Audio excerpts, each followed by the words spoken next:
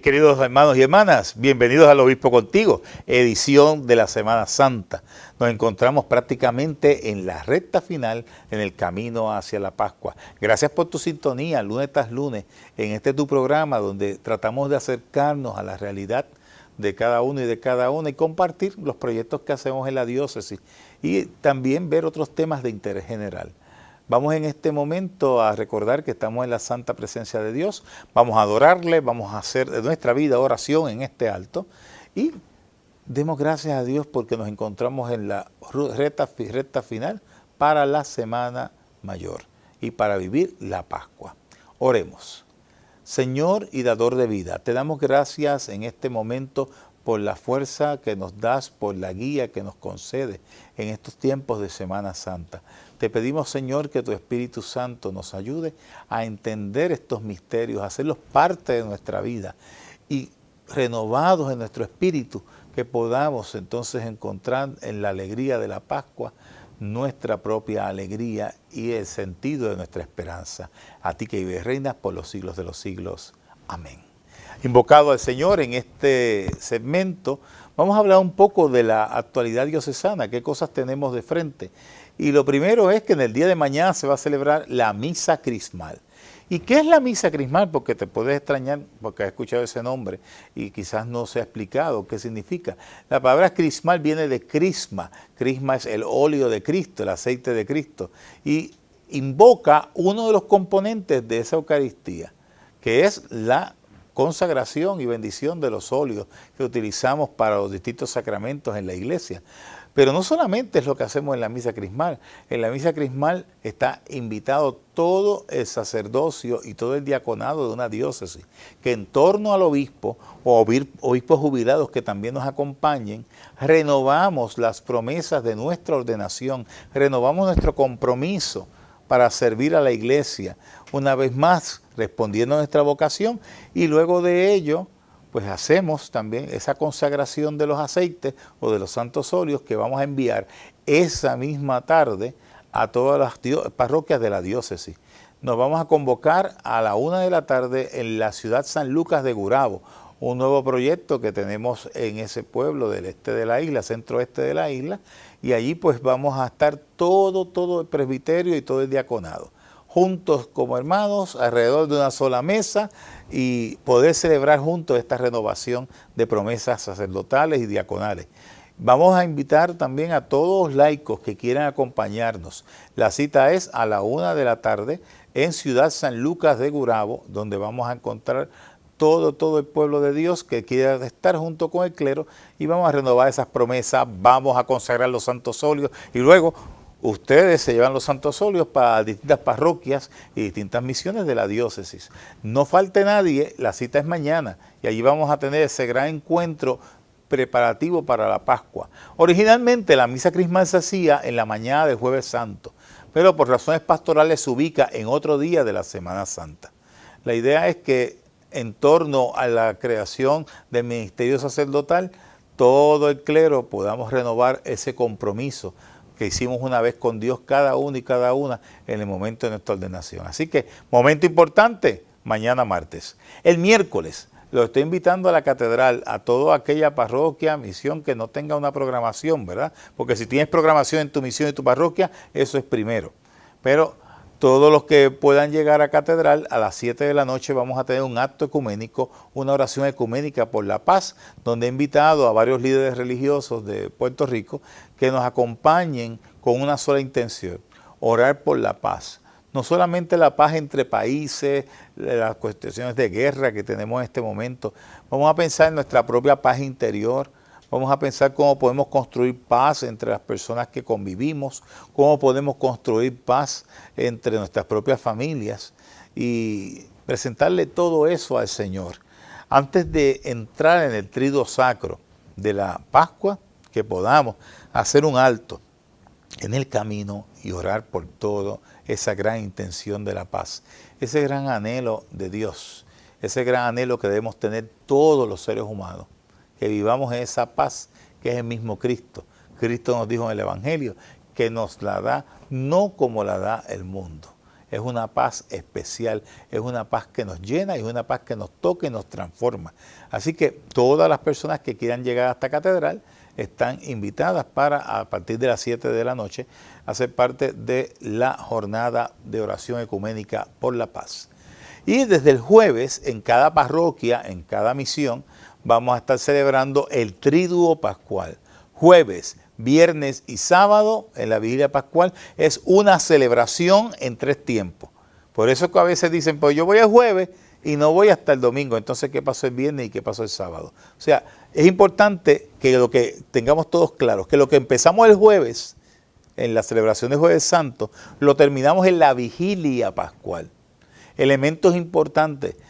Al final del Jueves Santo no vamos a dar la bendición, queda abierta la celebración, que continúa el Viernes Santo, que es el único día que no hay misa, sino que hay una celebración de la palabra, porque es el día de la muerte del Señor, y tampoco hay bendición, y seguimos hasta el domingo, hasta el sábado, en la vigilia pascual, donde ahí sí hay bendición. Así que es importante que tengamos conciencia que el Triduo Pascual es la celebración litúrgica más importante del año y tenemos que estar ahí todos los días. Jueves Santo tiene unos elementos importantísimos. Primero, la institución de la Eucaristía. Segundo, el mandamiento nuevo del amor, que está manifestado en la caridad, que es la expresión máxima. Y tercero, el recuerdo de la institución del sacramento del orden, y eso es bien importante también dentro de esos 3 elementos del Jueves Santo. Se destaca el Jueves Santo la tradición del lavatorio de los pies como un signo del ministerio diaconal de Cristo. Y de hecho, en la catedral nosotros lo hacemos con los jóvenes que participan de la Pascua Juvenil. Ahí se hace el lavatorio de los pies y terminado pues el lavatorio de los pies sigue la misa solemne hasta el momento en que hacemos un altar de reposo, el lugar donde va a estar la reserva durante el tiempo después de la misa del Jueves Santo hasta llegar al día del Viernes Santo a eso de las 2 de la tarde más o menos. Aquí en la catedral, la capilla de la reserva, donde vamos a tener el altar de reposo, va a ser en el edificio 1409 y ahí va a estar colocado el sacramento hasta antes de comenzar el oficio del Viernes Santo a las 2 de la tarde. Así que es un momento, es un lugar que va a estar abierto todo el tiempo para la oración y todo el tiempo para vigilar con Jesús y para tener un encuentro personal con el Señor. Eso lo hacemos ese día prácticamente desde la noche, que lo llamamos en procesión, desde la catedral, el sacramento, hasta la mañana del Viernes Santo. Luego, el Viernes Santo tenemos el tradicional oficio de las 7 palabras en las distintas feligresías, y aquí también lo trabajan y lo predican los laicos con clérigos. Luego aquí tendremos el Vía Crucis en vivo, que los invito, va a estar muy bueno, a cargo de los jóvenes. Tenemos la liturgia de la Pasión en todas las parroquias de misiones. Y el sábado culminamos con la vigilia pascual, con la bendición del fuego y todos los elementos que son propios de la celebración, que es muy hermosa. Entra la luz de Cristo, que rompe la tiniebla. Luego tenemos la vigilia en términos de las lecturas y finalizamos con la renovación de promesas del bautismo y la aclamación del gran aleluya, que hemos hecho pausa durante el tiempo cuaresmal. Y el domingo de Pascua va fiesta en todas nuestras iglesias, es fiesta de la resurrección, y desde aquí los que quieran venir a la catedral tenemos a las 10 de la mañana la celebración y terminamos en la tarde, hacia las 3:30 de la tarde, con un concierto de Pascua abierto a toda la comunidad que quiera estar. Son días grandes, son días de fiesta, te animo a celebrarlos con intensidad en tu parroquia, en tu misión, haciendo comunidad. Y de esa manera todos tendremos una experiencia de Cristo resucitado en los lugares donde estamos celebrando y hacemos esa vida de iglesia.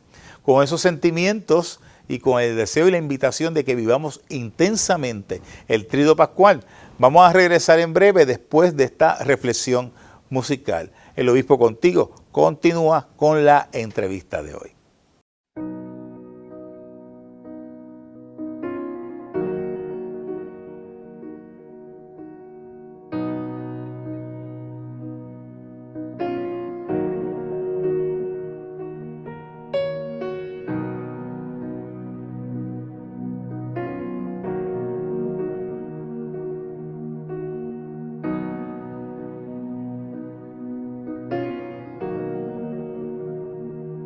En mi proceso todos se fueron, en mi desespero los que estaban lucheros.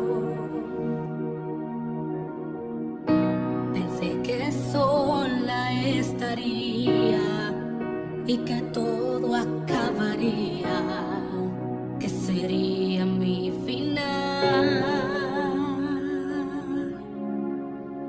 Mas en el proceso pude comprender que el amor de Dios nunca deja de ser, que Él dijo que conmigo estaría y su presencia me acompañaría.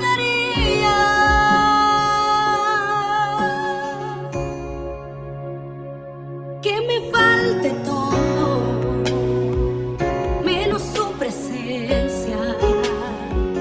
Que se vayan todos, menos del Espíritu Santo.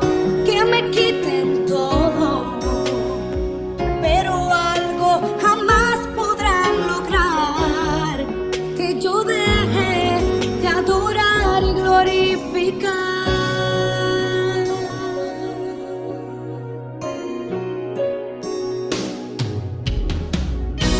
Ahora no me siento sola, su amor de día y de noche me acompaña. Mas en el proceso pude comprender que el amor de Dios nunca deja de ser, que Él dijo que conmigo estaría y su presencia me acompañaría.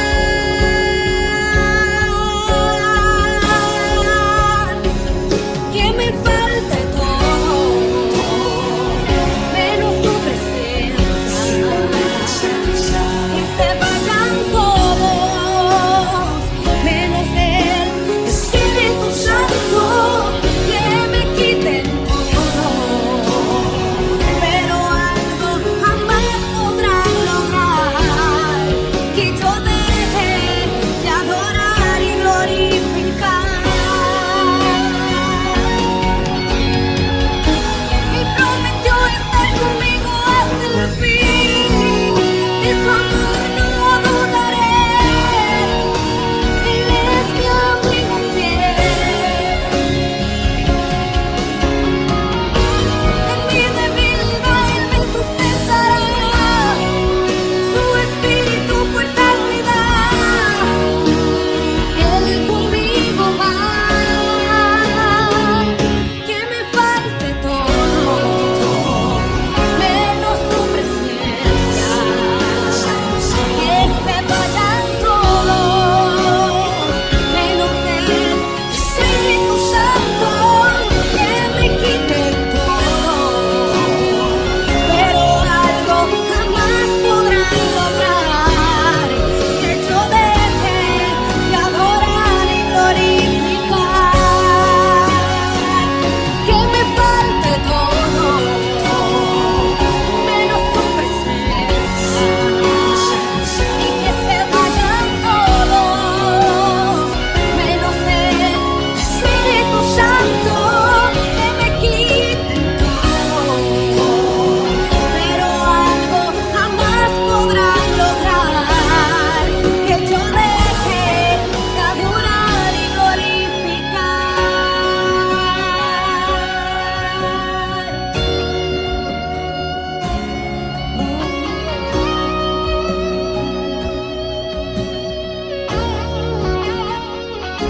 Que me falte todo, menos su presencia.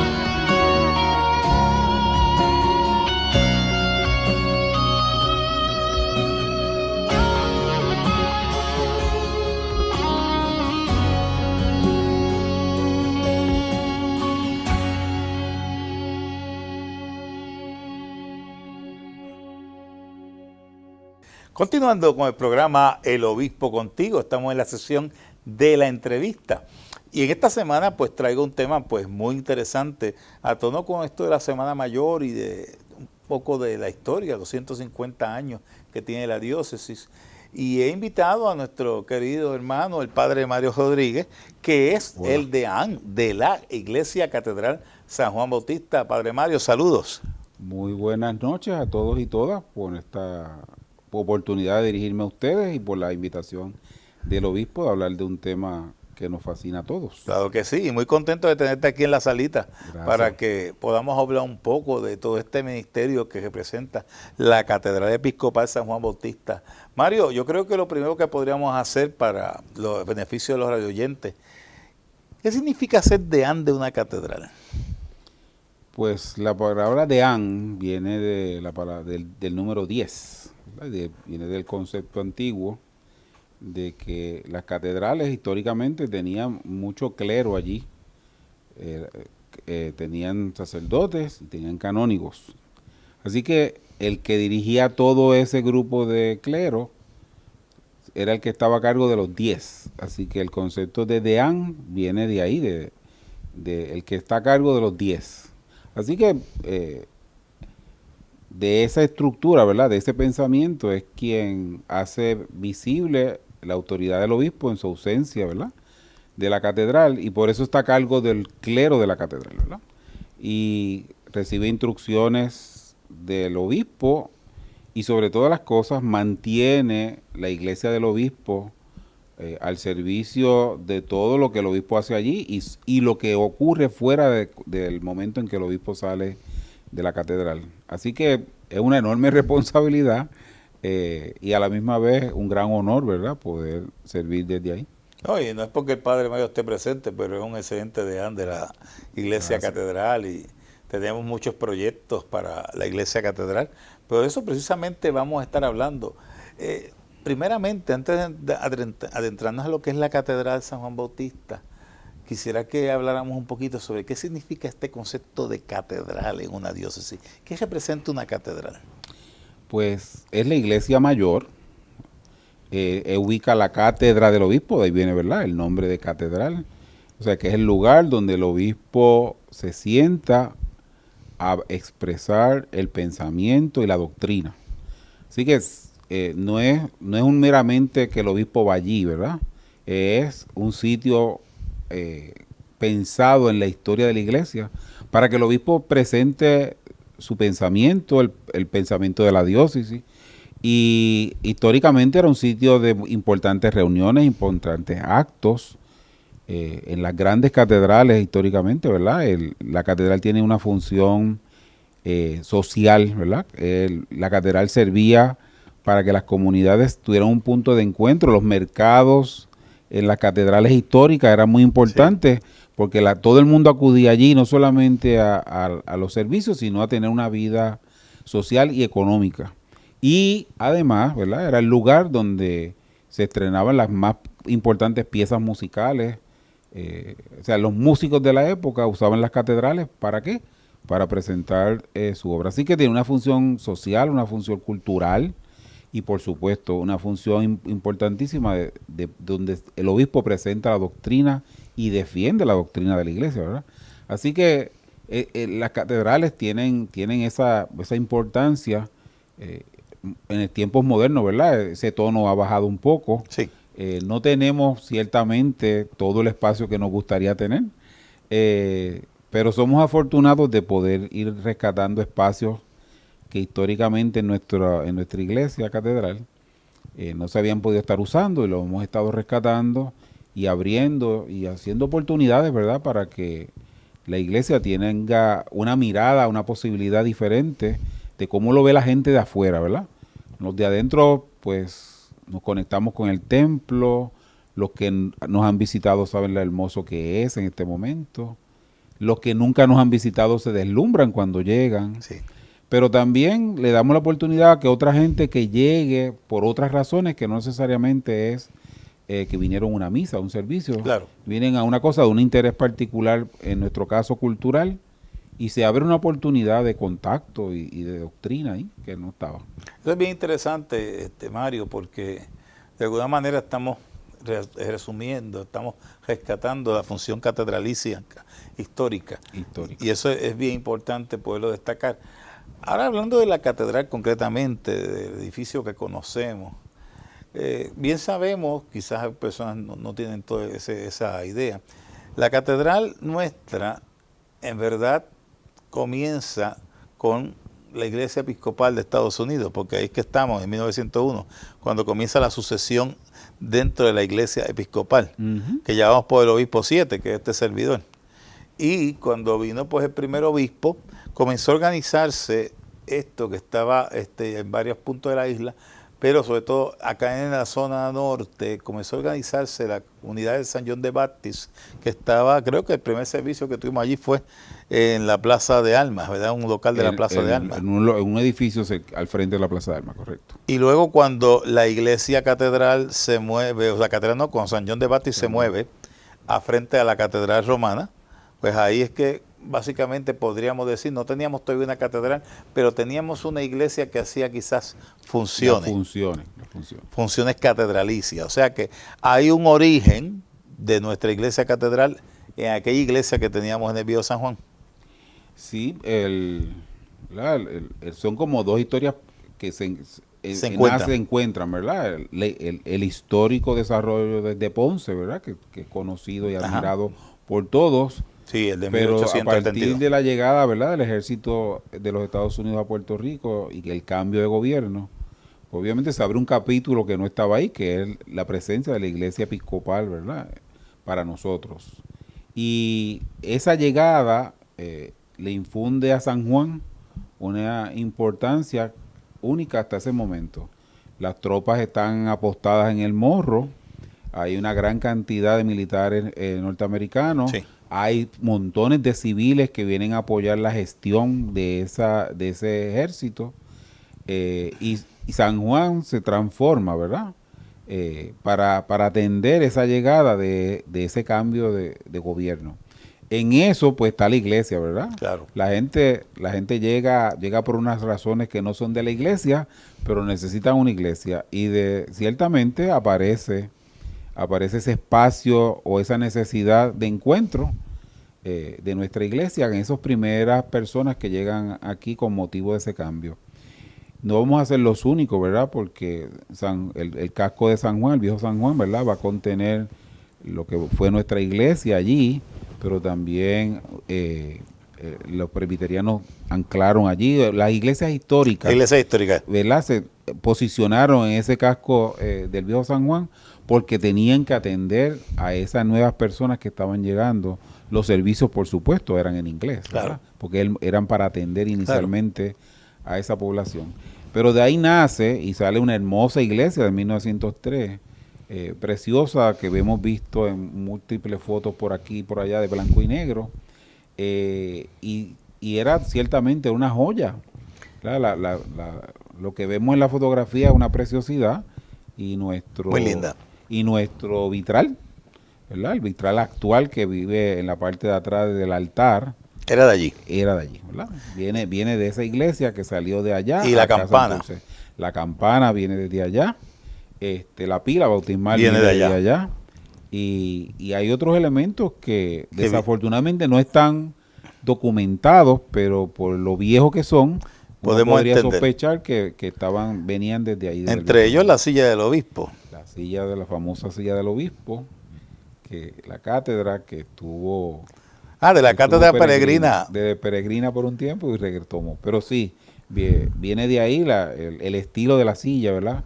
Sí. Concuerda perfectamente con la época y atiende las líneas que corresponden a las cátedras de obispos americanos de ese momento. Fíjate que tú estás hablando de la iglesia que teníamos frente a la Catedral Católica Romana de San Juan. Estaba localizada donde estuvo el Museo del Niño. Ajá. En ese edificio. De hecho, parte de los cimientos de ese edificio que usted ve frente a la catedral son cimientos de nuestra antigua iglesia. Y lo interesante es que una anécdota jocosa la recogía en las leyendas de Cayetano Coditoste, que a nosotros los anglicanos se nos debe el tercer nivel de la catedral romana, porque siendo la iglesia tan bonita como la que describe el padre Mario y las fotos, cuando el obispo norteamericano que estaba en la iglesia católica romana se da cuenta que nuestro campanario iba por encima de la Catedral Romana, es el que manda a construir el tercer nivel de la Catedral Romana, diciendo, no vamos a permitir que los protestantes que están aquí enfrente estén por encima de la verdadera iglesia. Y ese fue el argumento de aquella época. Y a los anglicanos y a los episcopales nos deben el tercer nivel de la Catedral Romana. Eso es un dato histórico, ¿verdad? Sí, muy importante, sí. Muy importante. Pero lo interesante, Padre Mario, que de ahí del viejo San Juan salimos para donde estamos ahora. ¿Y cómo fue eso? Pues el viejo San Juan se fue, una vez termina la primera transición militar y empieza una época fructífera para el viejo San Juan. Según aparece, va desapareciendo eventualmente y el comercio se traslada del viejo San Juan a Santurce. Las sedes de gobierno se trasladan desde viejo San Juan a Santurce.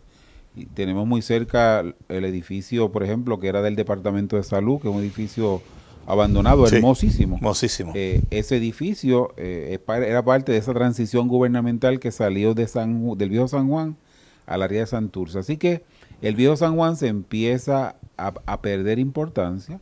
La gente ya no quiere vivir en el viejo San Juan porque allí no había comodidades. Así que la gente empieza a migrar al área de Santurce y Puerta de Tierra como los lugares donde había que venir a vivir en ese momento. Santurce se llena de mansiones, de hecho. Sí. Santurce era muy rica en estructuras de vivienda de mucho dinero. Cierto. Así que Santurce se convierte en la metrópoli y Viejo San Juan se abandona. En ese movimiento, ¿verdad? La iglesia empieza a tener una reflexión importante, que era a dónde vamos, ¿verdad?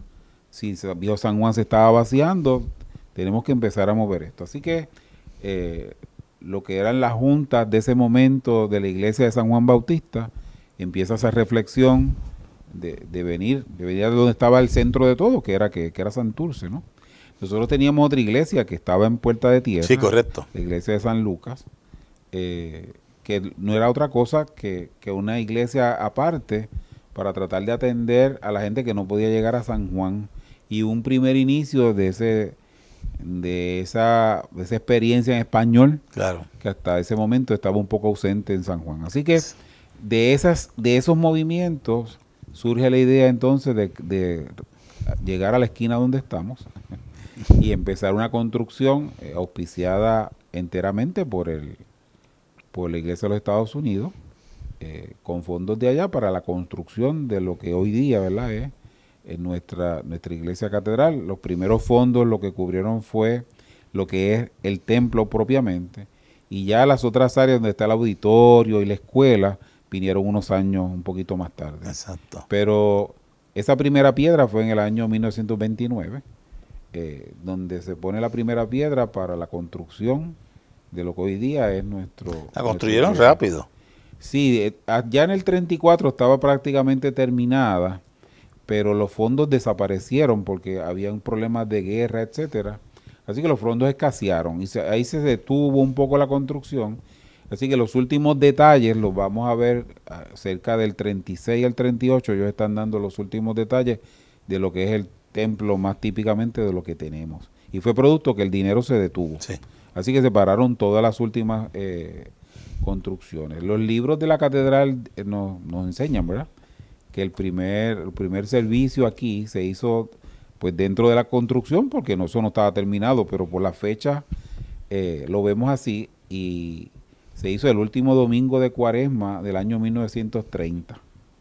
Ese fue la primera misa que se celebra aquí en los predios de la catedral, y está registrada en los libros.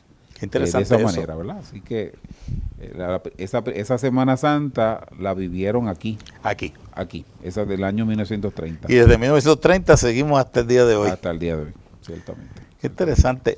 Mario, yo estoy seguro que podríamos compartir con las personas que están viendo y están escuchando este programa la evolución del templo, porque nuestra catedral es un estilo precioso, algo de tipo más californiano, tengo entendido, pero que es un templo que, como tú bien indicaste al principio de nuestra entrevista, uno se cautiva con el espacio sagrado, espectacular.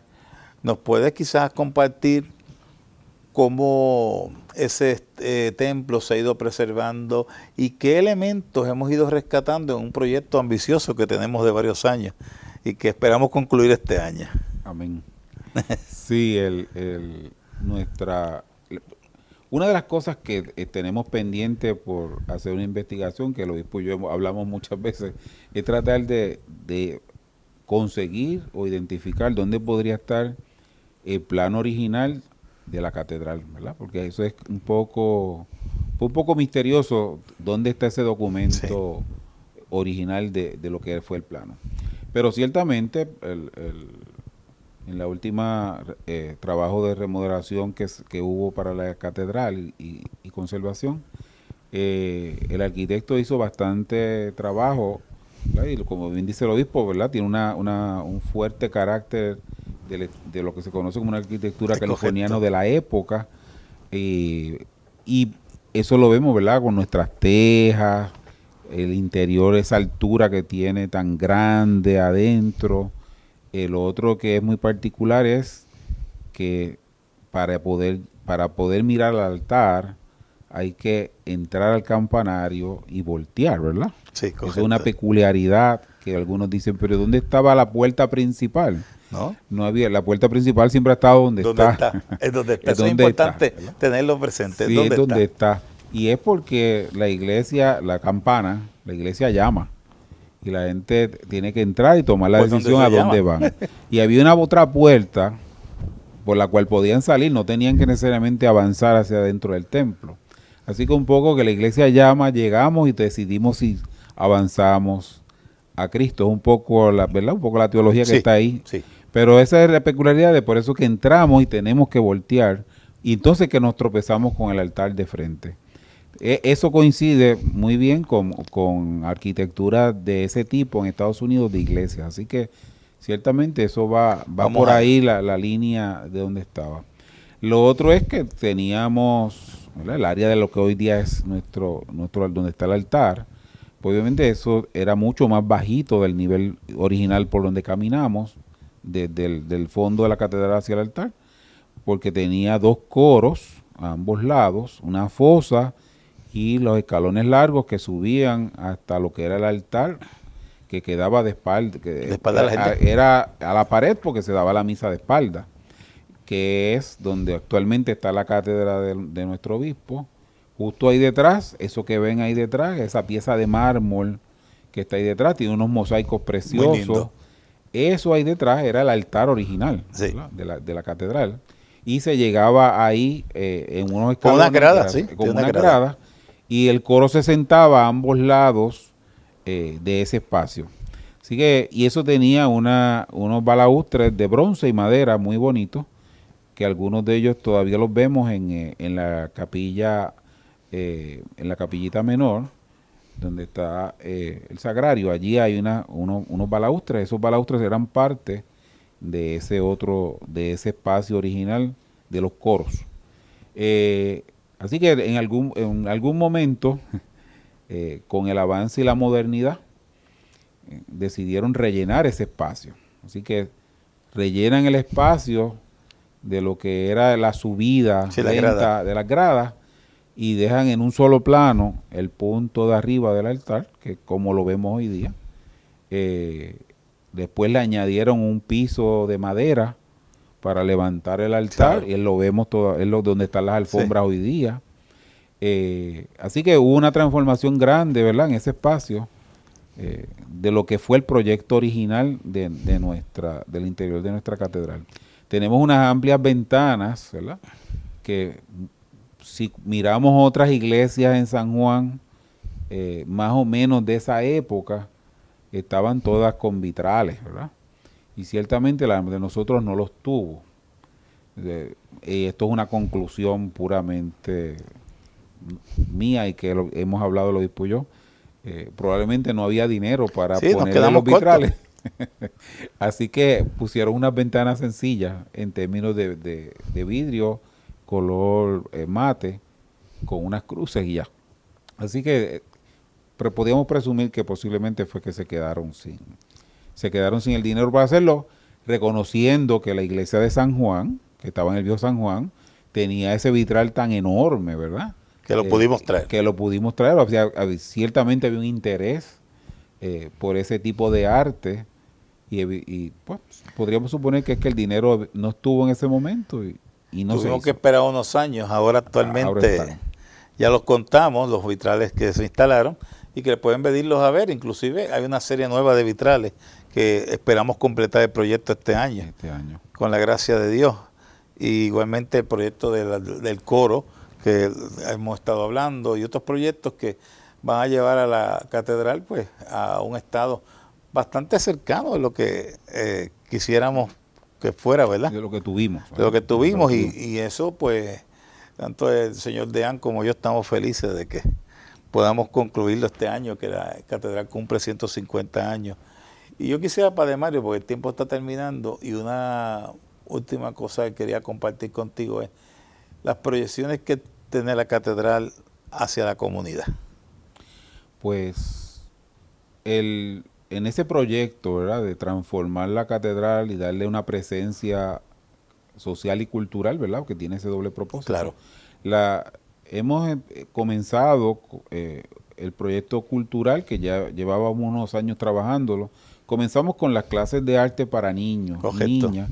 Ese fue como un proyecto grande, abierto a la comunidad, donde se ofrecían los sábados en la mañana, libre de costo, y todo abierto a quien quisiera llegar, traer a sus niños o sus niñas a tomar clases de dibujo y de pintura.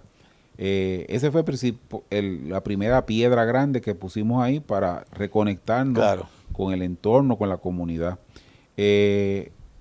Tratamos entonces de retomar un proyecto original que había en Catedral, que se hacían conciertos en las tardes, en los domingos, ¿verdad?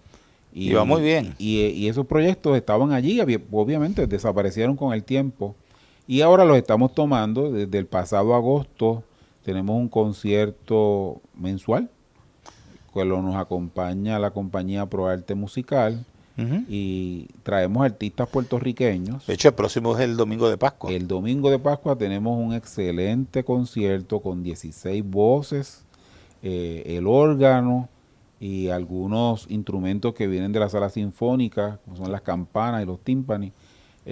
Van a estrenar un Gloria aquí en la catedral. Va a ser, yo creo, una experiencia musical magnífica. Y es parte de esa conexión. Propia de domingo de Pascua. ¿Qué hora va a ser? Producto de Pascua. A las 3 de la tarde, el domingo de Pascua, pueden llegar acá a la catedral. No tiene costo, así que solamente una ofrenda que usted quiera dejar es suficiente. Y venga para acá y disfrute un montón, ciertamente. Disfrute un montón. Sí. Así que podemos ver con lo que nos ha explicado el Padre Mario, la visión pastoral que tenemos, la visión social que tenemos y de todo aspecto en la catedral, la importancia que tiene. Y nosotros regresamos al Viejo San Juan, ¿verdad? Y regresamos al Viejo San Juan y retomamos una historia que se cortó, ¿verdad? Se cortó. En el tiempo. Y allí está la capilla que responde a la catedral, que es la Iglesia del Divino Salvador. Y allí tenemos un tremendo proyecto social, que atiende y cultural también. Y cultural, que atiende al Viejo San Juan, ¿verdad? Ahora en esta temporada post-pandémica se inició un sueño que teníamos, que era que el primer piso del edificio sirviera para ese propósito social y cultural. Ya habíamos estado trabajando la parte social de ayuda de distintos tipos y nos faltaba el componente cultural. Y ya llevamos como por 3 tertulias de presentación de libros. Hay otros proyectos relacionados a poesía que están pendientes. Así que el espacio del primer piso tiene esa doble función de servir en el carácter de iglesia, que es lo que somos, ¿verdad? De ayuda social y añadido, ¿verdad?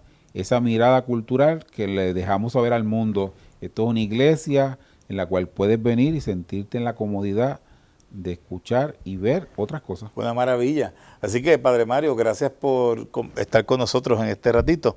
Gracias por tu trabajo como deán y a seguir llevando la catedral y todos sus proyectos asociados a la máxima expresión. Y no se vayan, quédense con nosotros en el programa El Obispo Contigo, porque vamos a la sesión social y vamos a ver cómo el arte también impacta la vida de la sociedad. Regresamos en breve.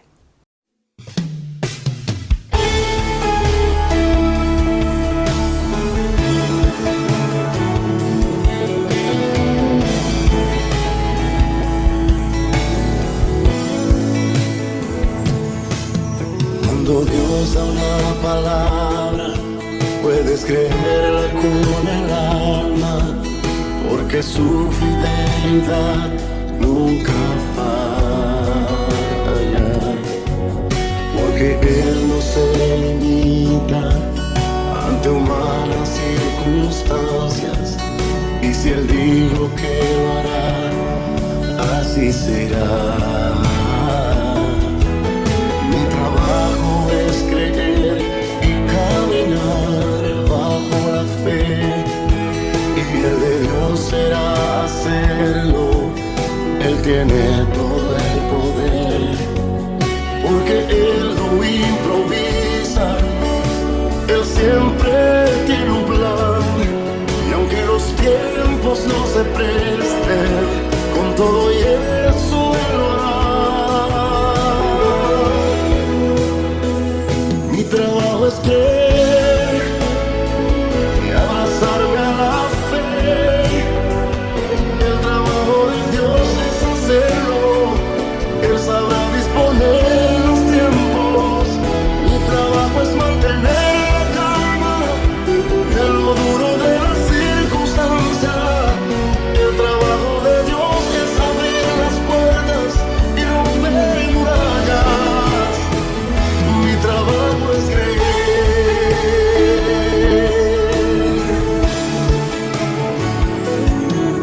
Cuando Dios está retando a creer en su palabra, a pesar que en hoy no ves nada, es porque Él conoce todo lo que viene en el mañana, y si Él dijo que lo hará, así será. Mi trabajo es creer y caminar bajo la fe, y el de Dios será hacerlo. Él tiene todo el poder, porque Él no improvisa, Él siempre tiene un plan, y aunque los tiempos no se presten, con todo y eso Él lo hará. Mi trabajo es creer y abrazarme a la fe. El trabajo de Dios es hacerlo. Él sabrá disponer los tiempos. Mi trabajo es mantener la calma en lo duro de la circunstancia. El trabajo de Dios es abrir las puertas y romper murallas. Mi trabajo es creer.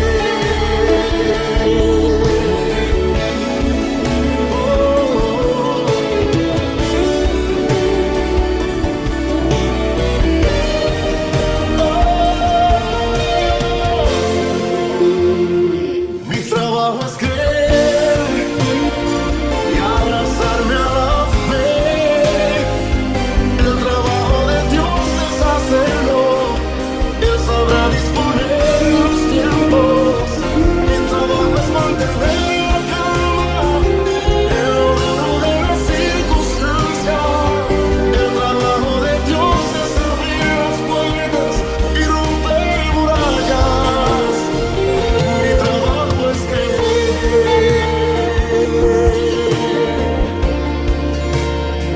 Mi trabajo es creer.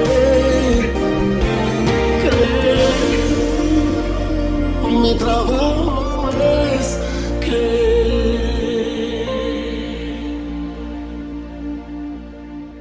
Continuamos con el Obispo Contigo y en la sesión de la entrevista y del impacto social. Hoy me acompaña el maestro y artista Rigoberto Lucas, un gran vitralista, entre otras cosas, de nuestro Puerto Rico, y lo he traído porque creo que es importante dentro de esta Semana Mayor ver que también el arte impacta en la sociedad. Saludos, Rigoberto, ¿cómo estás? Saludos, todo bien. Encantado. ¿Cómo fue esa carrera artística, esa vena artística tuya? ¿De dónde salió pues esa inspiración para el arte?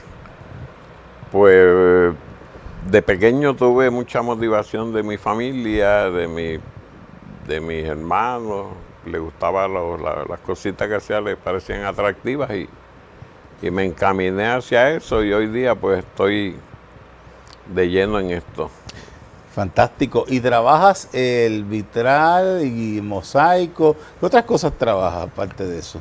Fíjate, además de los vitrales y los mosaicos, soy pintor. ¿Oh, sí? Y sí, hace varios años hice una exhibición de pintura en la Universidad de Harvard, en Cambridge, Massachusetts. Además, pues hago escultura, he hecho mucho arte público en varios municipios. Hice para Caribbean University, hice una escultura de 37 pies. Wow, eso en Bayamón, sí. Sí, en Bayamón. Y he seguido haciendo todas las fases del arte, pero más bien dedicado al vitral. Ah, qué bien, vamos a hablar de eso enseguida. Pero Rigoberto, ¿por qué tú crees que el arte es importante en la sociedad?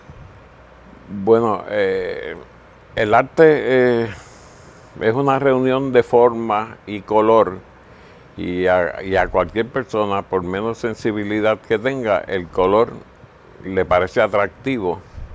En el caso de los vitrales, pues, es más atractivo aún porque la luz transforma el color a través del vidrio y eso, pues, cautiva a la gente. En los orígenes de la iglesia se usaba el arte para llevar el mensaje a los feligreses, ya que muchos de ellos no eran lectores. Entonces, pues, a través del arte, de los vitrales, pues, la gente veía, por ejemplo, pues, los misterios del Rosario, veía los milagros de Jesús, todas esas cosas que se llevaban al vidrio, al vitral, pues, la gente, pues, los que no podían leer, porque no eran lectores, pues, entonces, podían recibir ese mensaje en una forma bien Sí. clara y agradable, ¿no? Por la reunión de forma y color que cautiva a todo espectador. He dicho algo bien importante, que el arte sensibiliza. Y yo creo que esa es una de las grandes aportaciones del arte a la sociedad, que nos busca ese espíritu que está en el corazón de cada ser humano y lo hace aflorar cuando contempla una obra de arte. Y eso es bien importante. Y eso ocurre pues también en todas las facetas, particularmente tú te has dedicado mucho al vitral y quisiera detenernos un poquito en ello, porque tú has estado trabajando con la Iglesia Catedral Episcopal, todo lo que son las obras de vitrales que tiene la iglesia, tanto la primera fase que ya está instalada como la segunda. Y quiero preguntarte primero, ¿cómo es el proceso de elaboración de un vitral? Para poder ilustrar a los radioescuchas y también a las personas que sigan a través de los medios de comunicación social esta entrevista. Pues esto se comienza realizando un dibujo y presentándole el proyecto al cliente.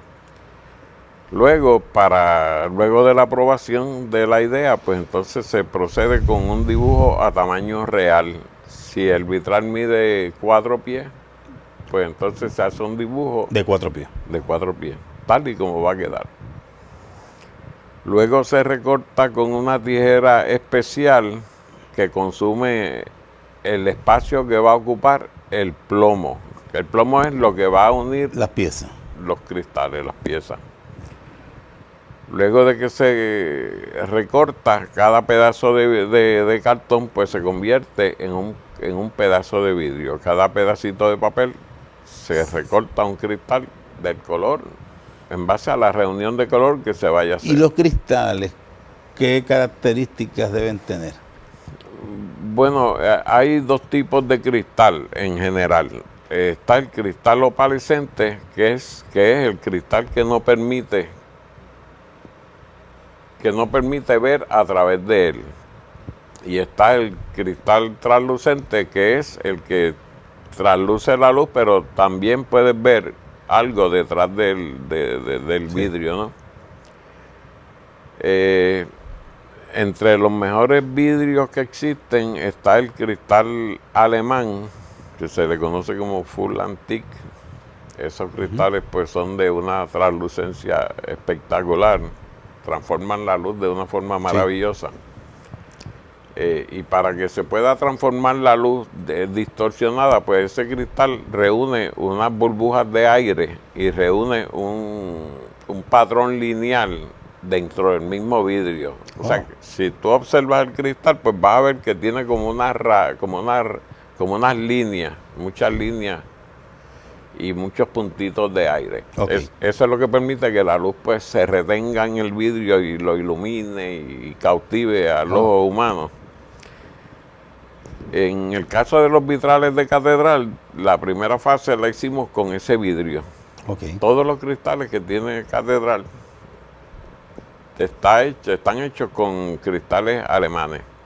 Y estos cristales, pues, para medir un ejemplo de la calidad, pues mientras un pie de cristal común hecho en Estados Unidos o en México vale $10, ese vale 40, el full antique. Sí, porque hay una diferencia. Sí, es otra cosa. Son los mejores cristales que existen en el mundo. No hay un cristal que pueda superar la calidad de un full antique hecho en Alemania. Y porque eso para un vitral es lo idóneo. Sí, sin eso el vitral pues queda opaco, las luces no brillan, no ilusiona mucho. Entonces, pues, me hablaste de que es un dibujo que se hace en tamaño natural, como hacer la obra.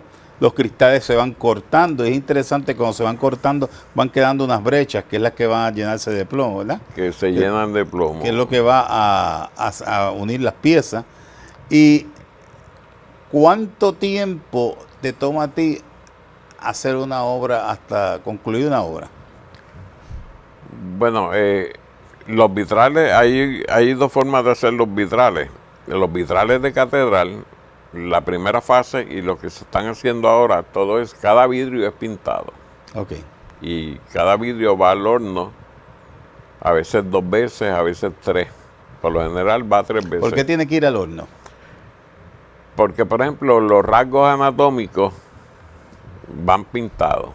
Entonces esa pintura tiene que ir al horno para que se integre al cristal y de esa manera sea permanente. Okay. Por ejemplo, va un niño y con una moneda raya un vitral de los que están abajo, esa pintura nunca se va a salir, porque eso está integrado al cristal.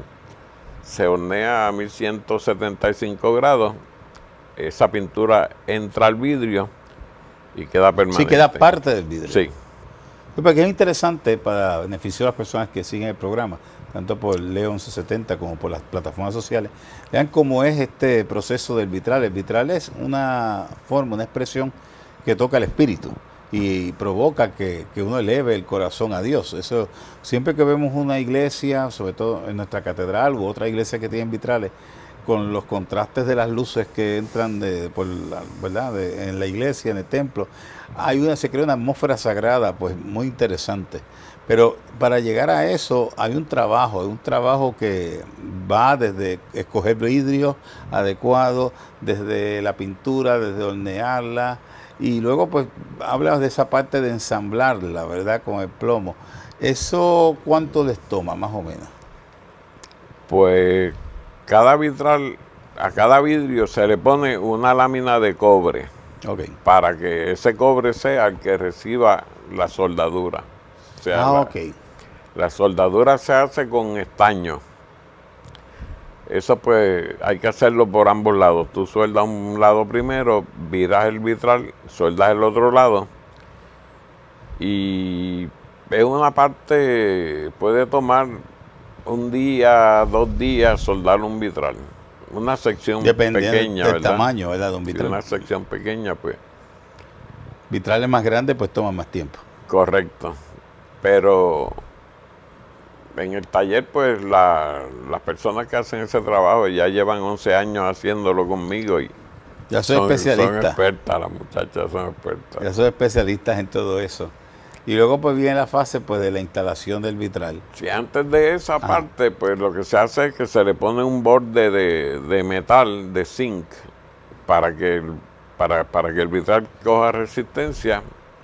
se le pone un producto que añeja el emplomado para que no se vea plateado, pues se le pone un producto, un químico, que lo convierte Sí, que se en nota. algo negro, oscuro. Sí. Y con el tiempo va poniéndose grisáceo y no perturba. Y causa pues el efecto que se quiere tener en el vitral. Correcto. Que eso es bien interesante. En el caso de la catedral, la primera fase, ¿cuál de los vitrales, si te acuerdas, te tocó más cuando estabas creándolo? A mí me encantó el encuentro de Jesús y San Juan Sí, Bautista sí, en el río. sí. Esa escena me conmueve mucho y es uno de los vitrales favoritos de este producto que se hizo aquí. Sí, muy interesante porque esta es la catedral de San Juan Bautista y aquí nosotros quisimos dedicarle un ala de los vitrales al patrono de la catedral, San Juan Bautista, y la otra ala fue dedicada pues a los misterios de Jesús, el nacimiento, la muerte y resurrección. A mí me llama la atención siempre de la natividad que creaste, que recogiste unos elementos que son muy puertorriqueños, los tres reyes, las tres estrellitas, Sí. que están plasmadas en el vitral. Entonces uno dice, pues mira, tiene unos elementos puertorriqueñistas ahí muy interesantes dentro de toda el arte que está expuesta ahí en la catedral. Y ahora de la segunda fase que estás creando, ¿cómo, que tengo entendido, van los apóstoles, la Virgen María y otros, hay una serie de vitrales que se están haciendo ahora en la segunda fase para completar la catedral? ¿Cómo, cuál es el más que te impacta? Bueno, me gustó mucho que ya lo tengo, ya está cortado y terminado y todavía no lo he soldado, pero ya está, lo que se va a ver pues ya está hecho. Es José y el niño, José Sí. Carpintero. Sí, Ese vitral me gustó mucho, pude lograr un ambiente de interior bien genuino y me llegó, me gusta la reunión de los dos personajes porque hay como un compromiso de José hacia el niño, de que tienes que crecer en esto, que tienes que trabajar y verlo, ponerlo a trabajar desde pequeño en el vitral, pues me gustó. sí, fue algo que te entusiasmó. Y ahora tú tienes el vitral, tu taller en Toalta, Sí. allá cerca del lago. Es un Al lugar que la- te inspira mucho, me imagino. Sí, el taller está de frente al embalse y entonces pues Es un sitio espectacular. siempre tenemos un estanque de agua permanente Sí. de frente y a veces pues uno se agota, se retira por ahí en cualquier esquina y se relaja uno mirando el embalse y su entorno. Y eso pues nos lleva a ver, para que vean cómo el arte, cómo todos estos elementos nos desarrollan sensibilidad y también aportan a la sociedad. Y con la gracia de Dios, pues vamos a tener pronto la colección tuya de vitrales en la catedral. Y ante eso, y 250 años que celebra la iglesia, ¿cómo te sientes que estén tus vitrales aquí? Yo me siento muy honrado y les doy las gracias por permitirme estar aquí. Pues completar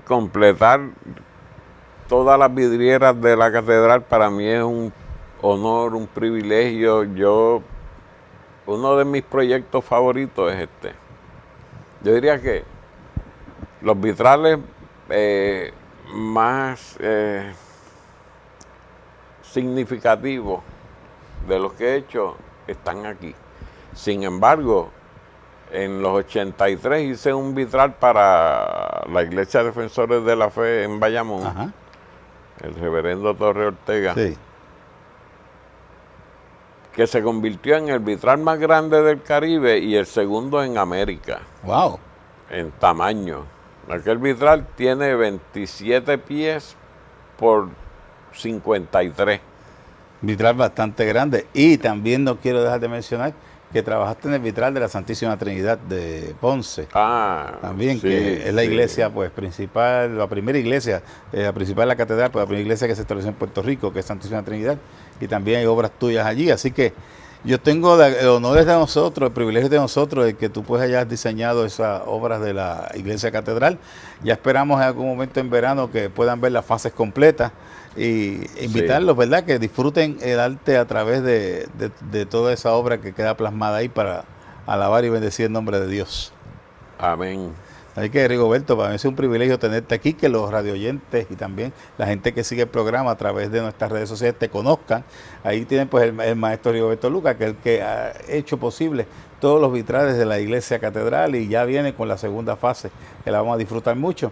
Pues hasta aquí el programa de hoy, sin tiempo para más, será hasta la próxima semana. Les quiero desear desde ahora una feliz Semana Santa y una feliz y bendita Pascua. Y aprovechar para darle la bendición como siempre hago cada día. Y que la bendición de Dios Todopoderoso, el Padre, el Hijo y el Espíritu Santo descienda sobre ustedes, permanezca para siempre. Amén. Nos vemos pronto la semana que viene en este su programa El Obispo Contigo a través de Radio Leo 1170 y las redes sociales de la Diócesis de Puerto Rico. Dios los bendiga, Dios los guarde y bendita Semana Mayor.